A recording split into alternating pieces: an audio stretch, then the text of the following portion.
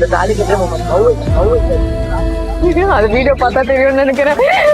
அந்த குமரி 40,000 போட்ட மேக்கப் அனுப்பிச்சுதான் மிச்சம்.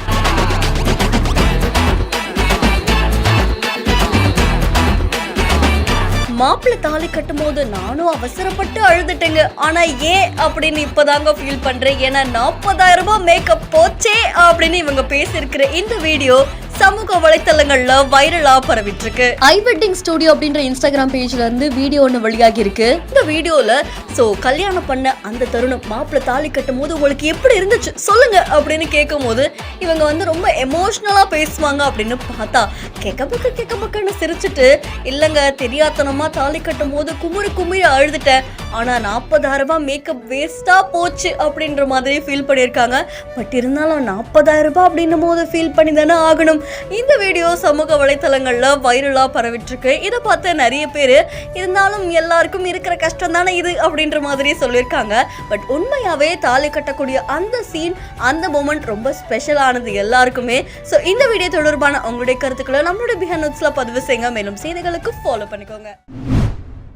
ஒரு பருக்க சோறுக்கு இவ்ளோ காசா? இத பார்த்து கடையில இருந்த அந்த முதியவர் தகச்சு போயிட்டாரு. हमने उनसे कहा कि हमें बस एक दाना चावल का चाहिए। हमारी बात सुनकर पहले तो वो हंसने लगे। अचरज में होते हुए उन्होंने एक दाना चावल प्लेट में परोस दिया। एक दाना चावल का खाकर हमारा पेट भर चुका था। अब समय था दादा का दुख सुख में बदलने का।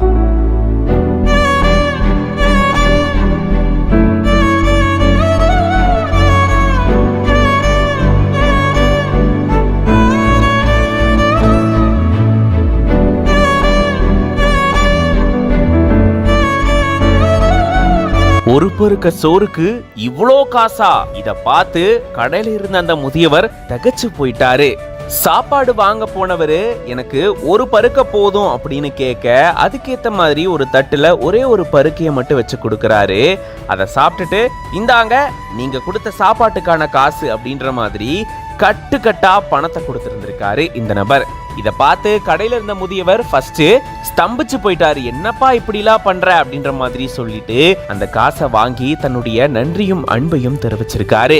சீனு மாலிக் அப்படின்றவரு இப்படி ஒரு வீடியோவை ஷேர் பண்ணியிருக்காரு. இவரு நிறைய பேருக்கு உதவி செஞ்சுட்டு வராரு. மத்தவங்களை சந்தோஷப்படுத்தணும், அவங்களுடைய வாழ்க்கையின் மூலமா சந்தோஷமான மெசேஜ சொல்லணும் அப்படின்றதுக்காக இந்த மாதிரி இவர் செஞ்சுட்டு வரதா சொல்றாரு. ஒருத்தங்க கஷ்டத்துல இருந்தா கண்டிப்பா அவங்களுக்கு உதவி செய்யணும், அதனாலதான் நான் இவங்களுக்கு செஞ்சிருக்கேன், இப்ப இவங்க ரொம்ப கஷ்டப்பட்டுட்டு வராங்க அப்படின்னு சொல்லிட்டு இந்த வீடியோவை ஷேர் பண்ணியிருக்காரு. மகாபாரதத்துல